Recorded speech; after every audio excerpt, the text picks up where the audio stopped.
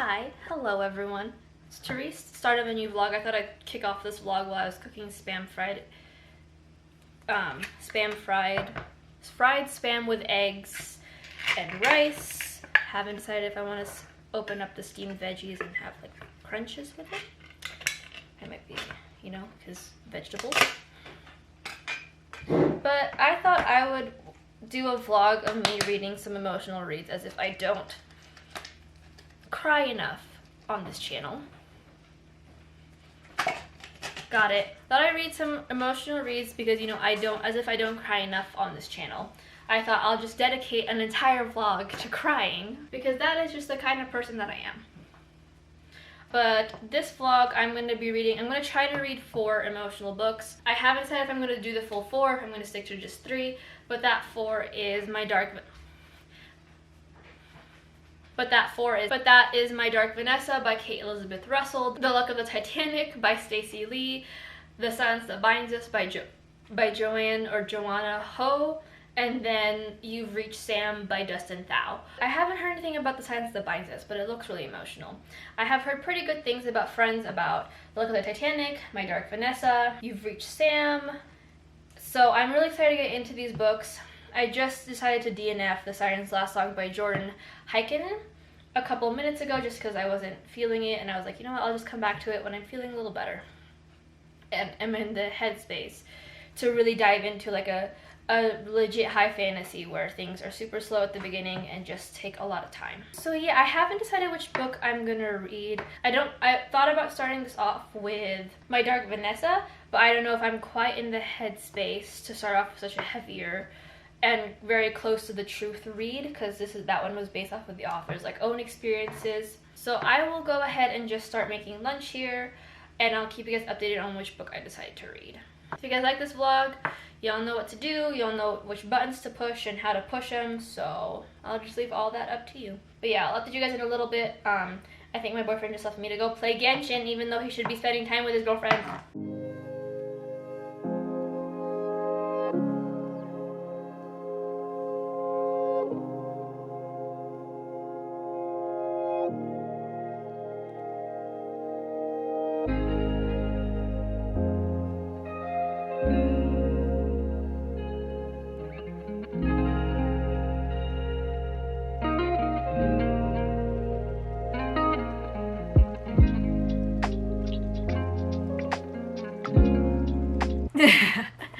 I swear every single time you're on camera, you're like shirtless.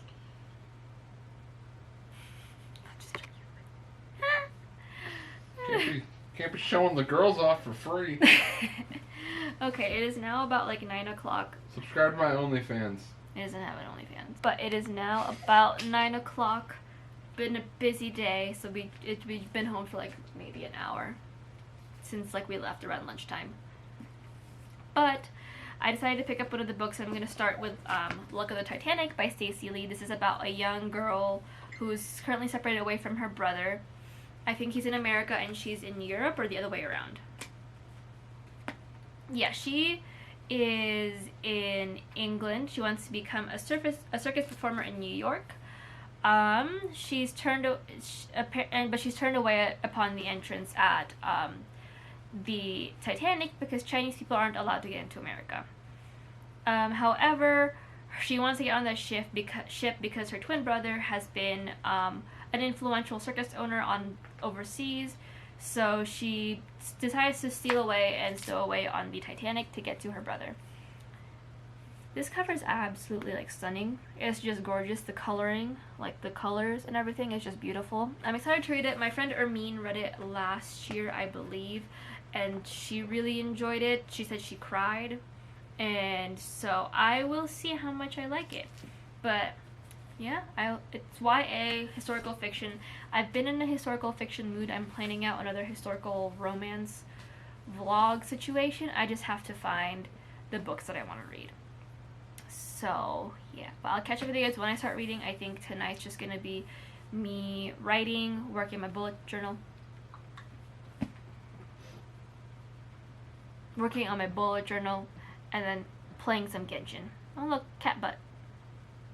Can I show my butt? No. Alrighty, so it is now Wednesday. I look like a mess. It's hair wash day, but it's fine because it's raining. But I am about, yeah, I'm a little over 100 pages in, so I thought I'd do a little check-in because it's been quite a couple of days. I am just, you know when you're feeling like burnt out, so you don't want to do things, but then you don't want to feel burnt out to do something? That's how I am right now. Like, I feel like I shouldn't read because I'm burnt out, but I'm intrigued by the book, and it's raining, so therefore I have to write and read today, after I wash my hair. Because she's an oily mess, the curls are gone, she just needs to be refreshed. So far, it's like, it's basically what you expect a Titanic movie to be like. It's just very slow. It's just setting up the Titanic, the relationships, and the fact that the two twins are further apart from each other. Not at all very, like, twinny. Very different people. Boyfriend. Being creepy. I don't know if you can see him. But. And, yeah, so far it's interesting. I definitely needed to pick up just a little bit in terms of the, like, sibling dynamic. It's implied that there seems to be a hint at a romantic relationship between Val and one of her brother's friends. So it'll be interesting to see how that goes, because we all know what happens with the Titanic in about T-minus 6 hours in this book. So I'll keep you all updated, probably about like 75%, or at least the ending when I get there. Hopefully y'all can hear the rain. So yeah.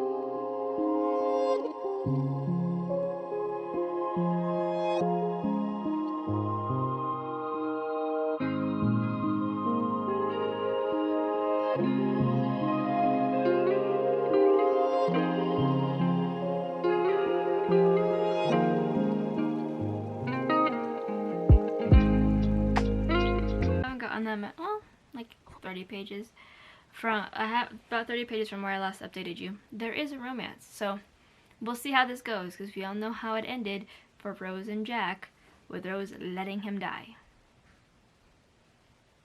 To be fair, like, the smart thing would have been to alternate on that little board thing, because then it keeps your body movement up, and you stay, like, you keep the blood flowing. And you have to stay awake to keep switching. But, you know, I didn't write the movie. Okay, so it is now Sunday. It has been a very, very busy couple of days. I had a potluck with my friends on Friday. Then it was my grandma's death anniversary, so we had dinner. It's just been a lot of late nights. And I've been feeling kind of slumpy with my reading. So it took me a minute, and I look crazy because I just woke up. But it's fine. But I finished the book last night. I finished Look at the Titanic last night. Probably a 4 out of 5 stars. I did really enjoy it. It didn't make me nearly as emotional as I thought it was going to, considering the fact it's about the Titanic. And the Chinese people who were on the Titanic inspired the events of this book.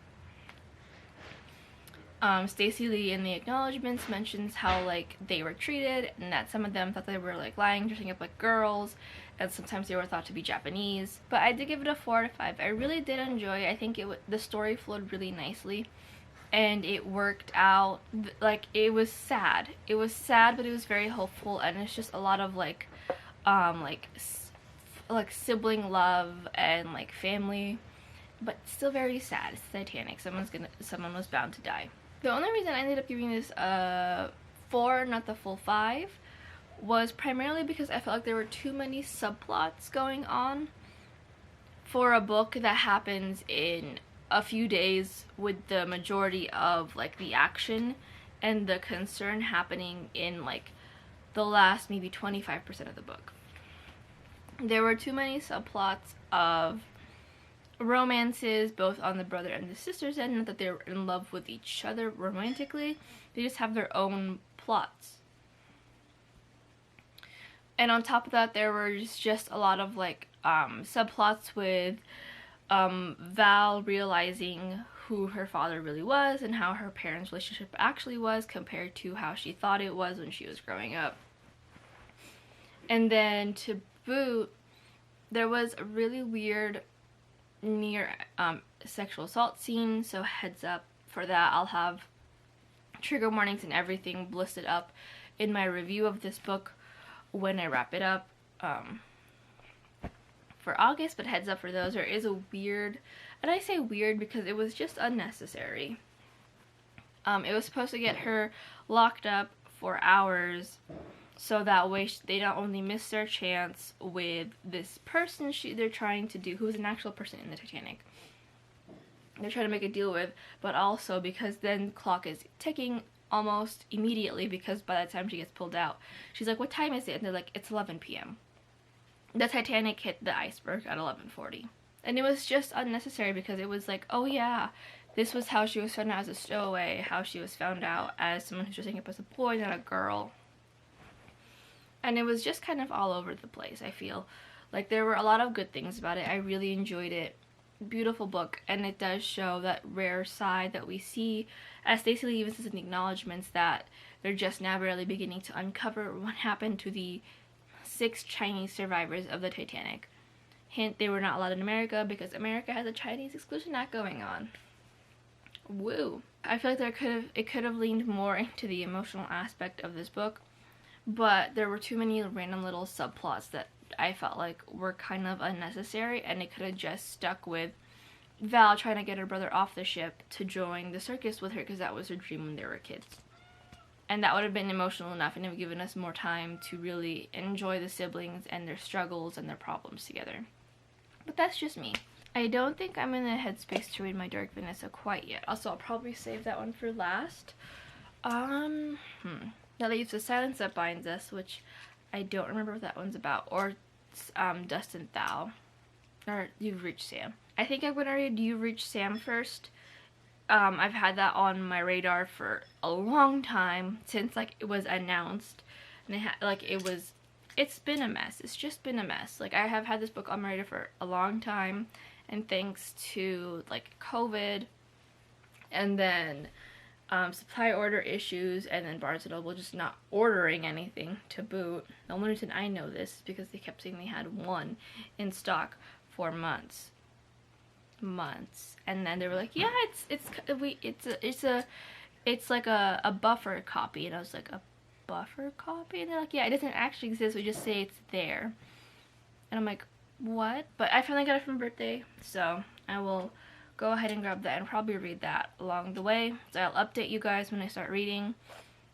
But yeah.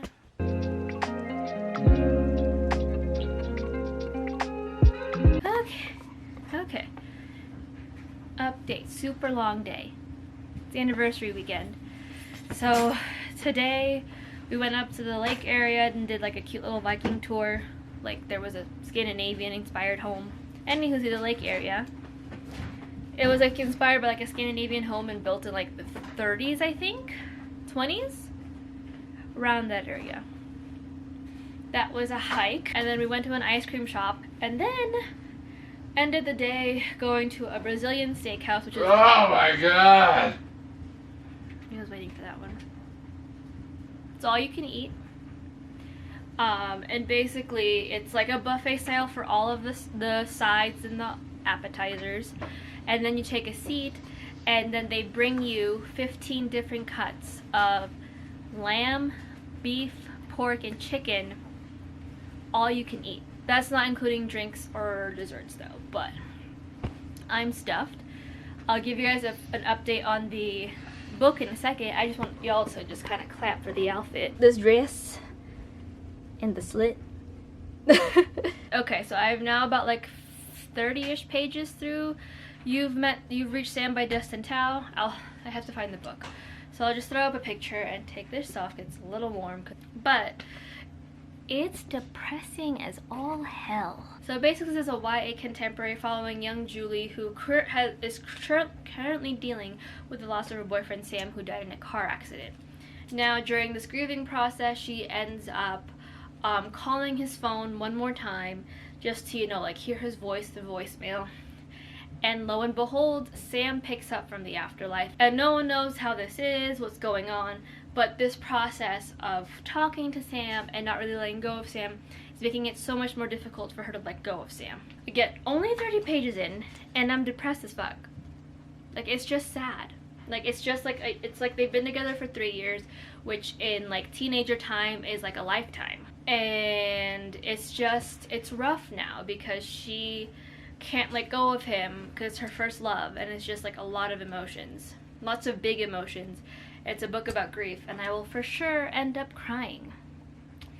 So I am now gonna go change out of this beautiful dress and just get comfy into some stretchy pants. I'll update y'all with more thoughts on the book. I think this book is gonna flow a little quicker than The Luck of the Titanic, so I should be done with it faster.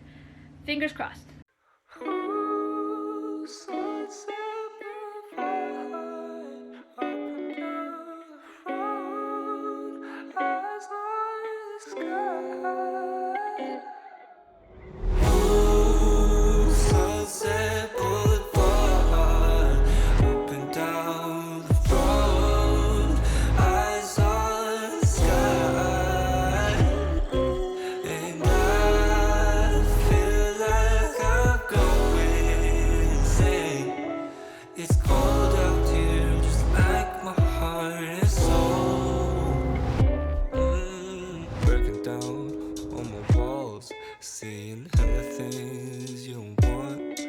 I know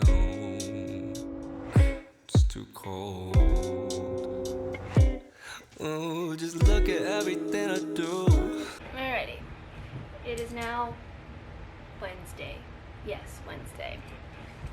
And I just finished the book. I finished it on my lunch. I gave it a 4 out of 5 stars. I really did enjoy it.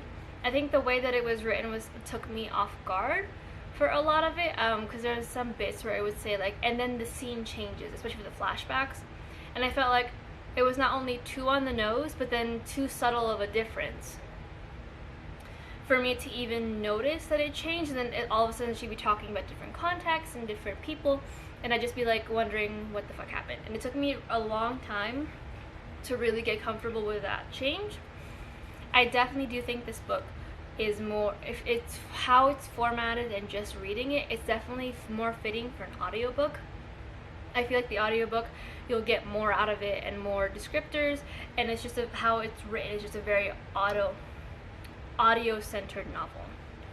I just felt like there were, like, it's very fabulism. It's very much like you have to accept the magic and the process that's there as what it is. You can't just, ask questions. But I feel like some of these questions that Julie was asking, like how much time do we have? What are the constraints of this? How do you know? Blah, blah, blah, blah. Would have rounded the book out for me. Because she was just kind of forced to accept it and forced to not have any of her answers questioned. And it was just kind of those instances where I was like, okay, but I agree with her. How do you know that this will mess up the connection, but then how do you not know how many calls you have left? And then to boot, how do you not know, like, what will make it stronger? How do you know when things are gonna end? And it was just like, she couldn't explain things, but then he could tell her not to do something. And I felt like that if I was listening to my dead boyfriend, I would have been like, okay, I'm gonna hang up now because you're giving me non-answers and I'm already depressed and I'm not a fan. But by the end of the book, I was in tears. I was shocked. I was just not expecting it. It just had a way of like slowly pulling you into like knowing what Julie is doing is keeping her from moving on, knowing that her moving on will eventually lead to her not feeling the way that she does and using that to kind of keep on with Sam, and knowing that in her process of trying to forget Sam, she's forgetting everyone else that she was attached to and everyone else she loved. And it was just like, the ending got me, and I still need to read the epilogue because I like skimmed the epilogue, but it's a 4 out of 5 for me. I feel like, again, those answers that was like I need an answer just because I'm an asshole that way, And to boot, the writing style in terms of like the scene changed, or now I'm in another scene. It was just too much, like both on the nose and then also too subtle. I don't know if it's a new favorite. I think I have to sleep on it. But now I'll be moving on to My Dark Vanessa, because maybe that'll elicit more of an emotion out of me. Who knows? But yeah, so I'll catch up with y'all when I start reading that. And this book was very sad. I didn't cry the way I thought, but I think I might find the audiobook online somewhere, or like buy it, because we all know how expensive audiobooks are, and try to read it that way and see if it elicits more, because I really do feel like that this book would have, to have the story being told and the emotion being read to you would have been more immersive than not. So yeah. I'm suffocating myself. I'm not safe. I'm not safe. I'm lost at sea, drowning. Wake me. Alrighty, I have now started My Dark Vanessa. I think I gave a synopsis. Yeah, I did. If not, editing Therese will pop in with a synopsis. Editing Therese and editing Sam here, and my boyfriend. So, He's wearing a shirt for once.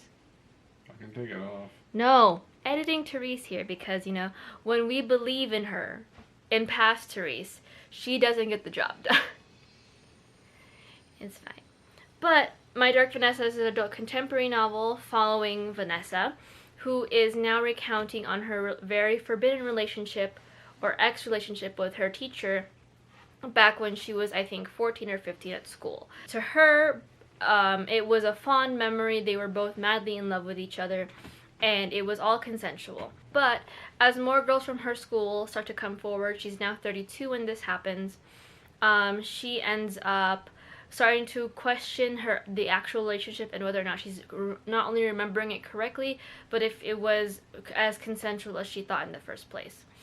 Obviously, trigger warnings for sexual assault, grooming, rape, not sexual assault, emotional and mental manipulation, just all the things. I will be leaving like the book link down below that will have multiple trigger warnings there for y'all. But yeah, this is also told in dual timeline. We follow Vanessa back in, I think, 2000 during high school when her relationship is starting with her teacher, and then to 2017 where all these allegations are starting to come forward. But I'm about, I want to say like about a quarter, I think, a third. I'm a good chunk of the way into the book. It's not a very difficult read. It's very, like, it flows really easily, and like the dual timelines are very seamless. Like, I don't feel lost at all. But it is a rough read. Like, not only does it touch on like sexual assault, it touches on grooming, pedophilia, all of those things. And like, you would, like, it's very obvious that deep down Vanessa knows that what happened to her wasn't okay. She has lines in like the present day, 2017, where she was like, yeah, my teacher and I tried, like, she's 32 in 2017. She's like, my teacher and I tried to have sex, but I was too old and he kept going soft. And then things like that where she recalls back about like how like he would eat her out and she would like tense up so badly and bite her lip that her lip started bleeding. And like all these things, like even in the present, like even in the past, it's very obvious that she was not consensual in a lot of things. She just felt like she was. It's disgusting. And I have definitely already teared up reading it just because it's a really hard read. Like, oh my god. Just oh my god. But I'll update you guys probably about like 75% of the way through and let you guys know. But very difficult to read. I have my emotional support Squishmallow. I got a cat who'll probably leave because I touched him. Yeah, right. And I finished the book last night. Funny thing, I finished the book, one, because I wanted to, and solely because we ran out of, our internet was out. So my boyfriend and I had nothing that we could do. Like, I wanted to go see if we wanted to watch a movie. It did not happen. I finished the book. I gave it a 5 out of 5 stars. This book hit really personally to me. Not so much on the grooming, that I was groomed or anything by like when I was like 15. But this, in terms of just being a sexual assault survivor, there's kind of like, this was like, I think it was a very beautifully written, well-written book. I think as a survivor myself, I can pinpoint exact instances where I reacted similarly to my assault. And then to boot, it was exactly how I remember my feelings, kind of that blanking out feeling and all that stuff. It was a lot.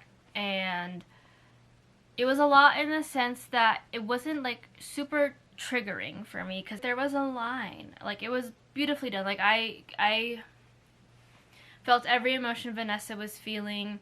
You could tell that this story was crafted with a lot of care. You could tell that Kate Elizabeth Russell took her time figuring this out, because there were like even instances where Vanessa in the present day saw the red flags and like subconsciously point them out in the narrative, and then Vanessa in the past saw the red flags and like she didn't hide from the fact, but you could tell that it was just like a passing thought in her brain, and that passing thought wasn't enough to get her brain to really just focus and understand what was going on. But it was a lot. Like, it was a lot, and it was like a lot of those things that I remember thinking when certain instances were happening to me. And like I said, I'm going through therapy and going through the healing process, but it was just like instances where I was like, oh, because I hadn't put so much of a spotlight to that until this did. And there was a particular couple lines in this book that like I had to step away, and I think I had a full-on like anxiety attack over it, and like my boyfriend had to step away from what he was doing and like just sit with me until I calmed down. And I'm gonna get emotional with it, because I remember talking about this with my therapist, but I remember talking to her about it, and this line just really these couple lines resonated with me. She was with her therapist, like it was an emergency appointment.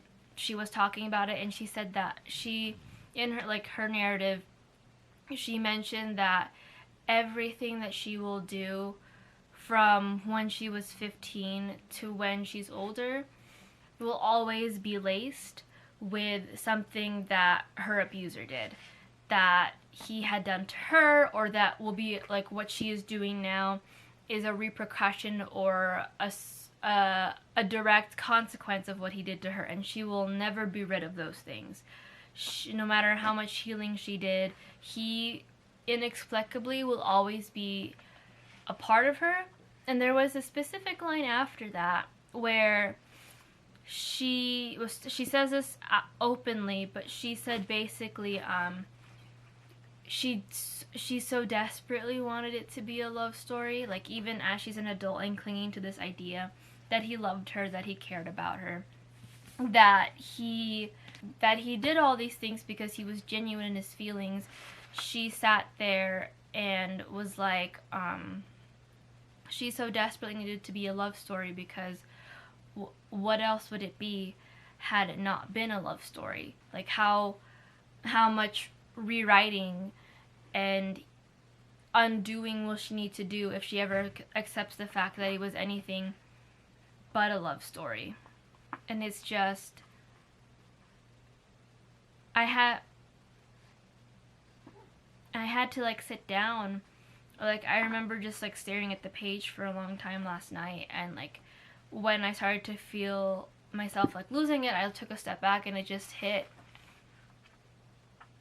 that, you know, I was in a very similar position where I clung to that relationship because I so desperately wanted it to be a romance, that I so desperately wanted... I'm getting too real on this vlog here. But it was just very real. It was a very raw feeling that I really resonated with. And I think, despite this being a very triggering topic, and despite this being a very hard topic to tackle, to write about, to read about, to experience, it, I think is a new favorite of mine. I think this is, like, it's just a good book. I obviously can't recommend it to everyone. Like, toward the end when I was having my anxiety attack, my boyfriend had to, like, very calmly, when I started calming down, he was like, I don't think this book is being good to you. I don't think this book is being kind to you. Is it time for me to take it away? Like, I don't think you should be reading this book. So clearly I can't recommend this book to everyone. This is not a book for anyone. There are several trigger warnings on this, such as sexual assault of a minor, grooming, pedophilia, what else? Drinking, alcohol, PTSD, depression, anxiety, loss of a parent. There's just a lot in these pages, and I can't recommend it to everyone.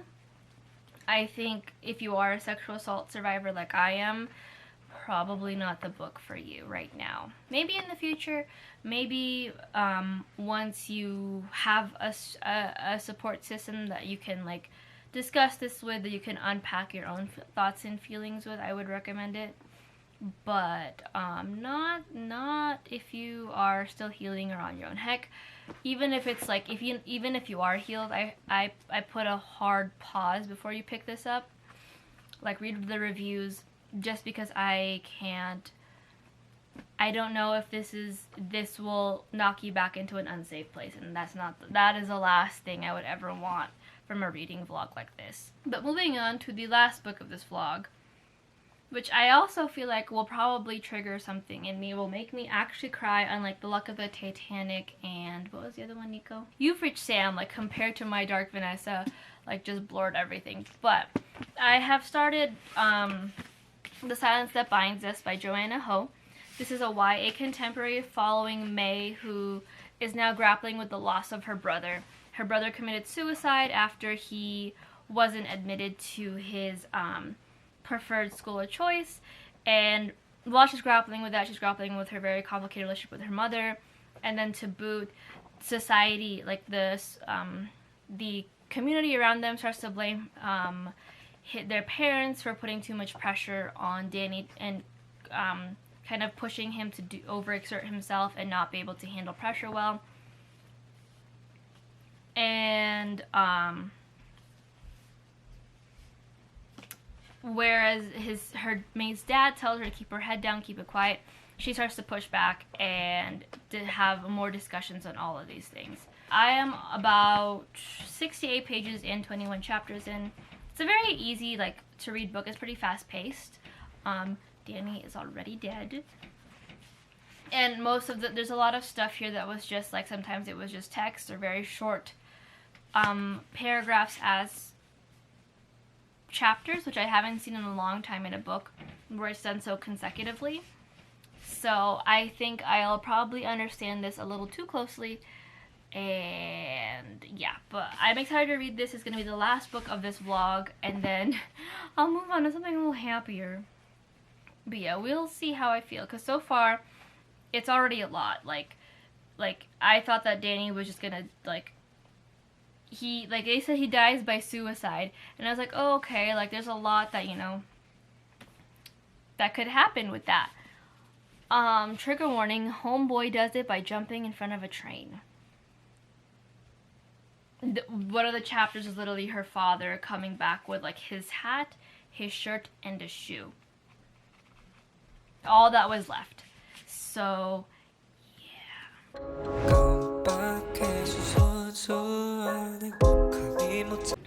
Long time no update. After reading My Dark Vanessa, I didn't feel like being in front of a camera, but I did read and finish The Silence That Binds Us.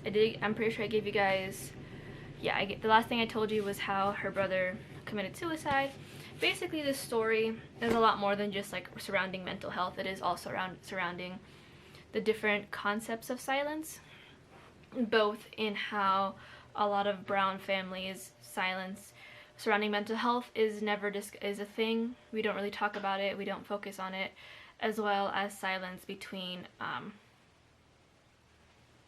guess, racism and the different races, and how for a long time we've all played into the concept of not speaking up for one another because of the model minority, or hating each other because of the model minority. And that's exactly what kind of white supremacy wants us to do, is to not focus on our stories and kind of stay silent and not discuss how in a lot of ways our stories are all similar, that we've all suffered under this oppressive power, and by doing so we've let this oppressive power win no matter how hard we've tried to fight against it or do other things that can potentially show change and change that for all of us. But I cried. I didn't feel myself crying because I was finishing the book at work and it's too hot for me to sit in my car, so I was at the break room and I cried. It's actually one of my favorite books now, probably like favorite of the year. I gave it 5 out of 5 stars. I think Joanna Ho has like some really good points that she made in the book, and she did it in a really, like, in a good way. It didn't feel like May was super like ignorant on the aspect. She just needed like time to listen and to learn, and then all of her listening and learning was done beautifully. I think it was done in a way that she didn't interject or really after some initial like hiccups in the book where she does kind of say, well, why? She learns from that and just starts asking questions and tries to learn more about like the differences between Black and Asian struggle, and then learning at the same time how both Blacks and Asians have struggled in very similar ways. The narratives have just been adjusted and pushed to push the model minority myth onto Asians, so that way Black people are told, they're like, oh yeah, you can do anything because Asians did it, when in reality we were just more likened to be like white people to placate the overall minority struggle. I really enjoyed it. I think everything was written super well and everything tied up really nicely. I didn't have an issue with how the story progressed or how the story transformed and took on a different like tone and meaning.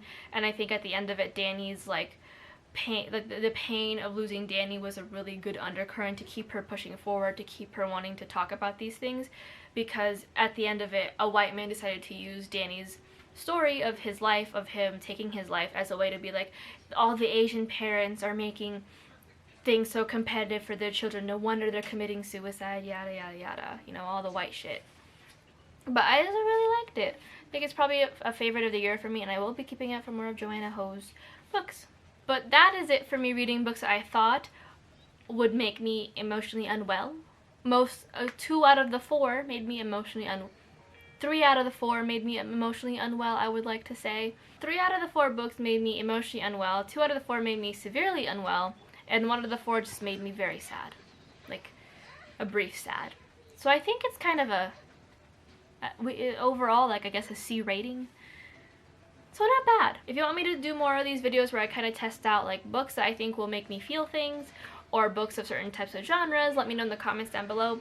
But if you enjoyed it, hit like, subscribe, and comment. And all the weird flashing colors that you're seeing on my face is because my boyfriend is playing Genshin. But until next time, hope you guys are having a wonderful week, and I'll talk to you guys in my next video. Bye!